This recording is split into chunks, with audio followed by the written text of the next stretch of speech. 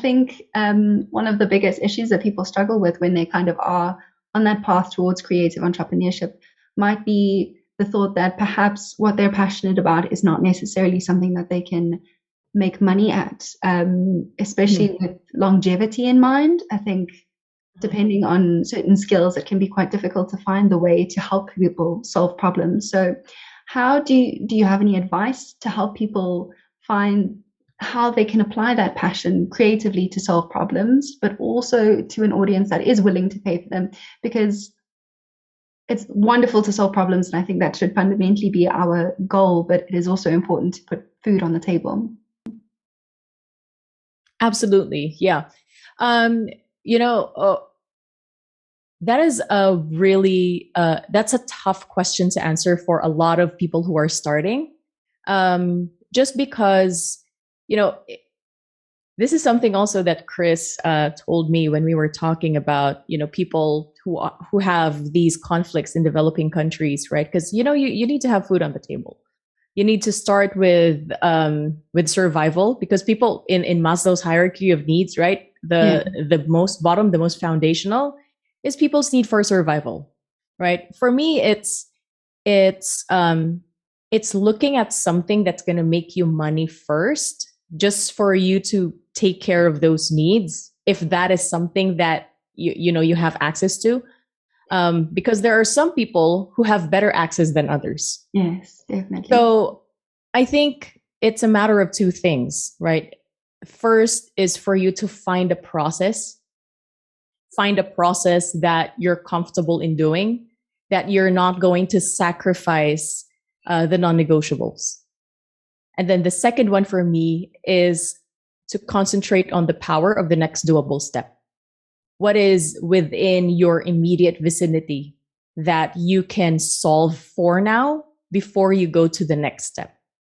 So a lot of us, when we start, you know, entrepreneurship also is sensationalized by social media. Like, you know, you can earn 6 digits a month in 90 days, you know? And so when people don't earn the 6 digits a month in 90 days, they get frustrated and they think they're a failure. But I think it's very important for us to concentrate again on the power of the next doable step, because our journey is not the same as others. And when people sensationalize, or when they exaggerate entrepreneurship on social media, it makes the other starting entrepreneurs feel like they're not being seen, you know, that they're not real entrepreneurs because they're not earning this much. But we're all different. So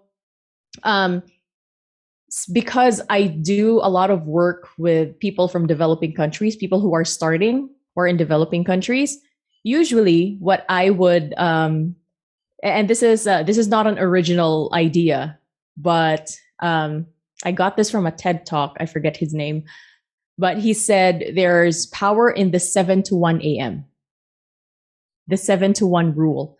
So the idea is you have your day job, the one that's paying for all your bills, the one that's putting food on the table. And for people, this is a reality for people in developing countries. You know, you don't just leave all that behind, especially if you have a family. You don't just leave all that behind and then pursue my dream, you know? Yeah. So that's sacrificing your non-negotiables. So for me, it's, if you have a job, let's say from, 9 to 5, 9 to 7, you concentrate the 7 to 1 into building your business. So, even if it's, for me, you have the power to set yourself up for success.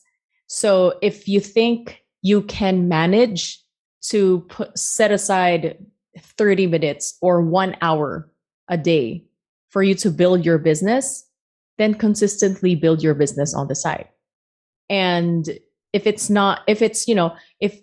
you're a mom of 4, it's kind of impossible for you to go 3 hours just to build your business on the side on the 7 to 1 a.m. Spectrum. Yeah. So you want to be able to control what you can control, but be disciplined and consistent about it. So, if you don't start anything, you're never going to finish anything. So it's okay for you to start with 30 minutes a day, maybe read something, maybe learn something, start to upskill, start to market yourself, um, start looking at what other, start looking at the problems that you can solve with your core skill sets, and then look at the feasibility of it. Just set 30 minutes aside per day for you to work on it and do it consistently every single day. So within an entire year, you would have spent like 100 plus hours working on your business. And that's already so much better than doing nothing because you're intimidated. Right. Yeah. So that's like if you're starting something and then you're still a little bit afraid, that's okay. Just concentrate on your next step and then on your next step. You don't have to see the whole staircase yet. Just Yeah. focus on the next.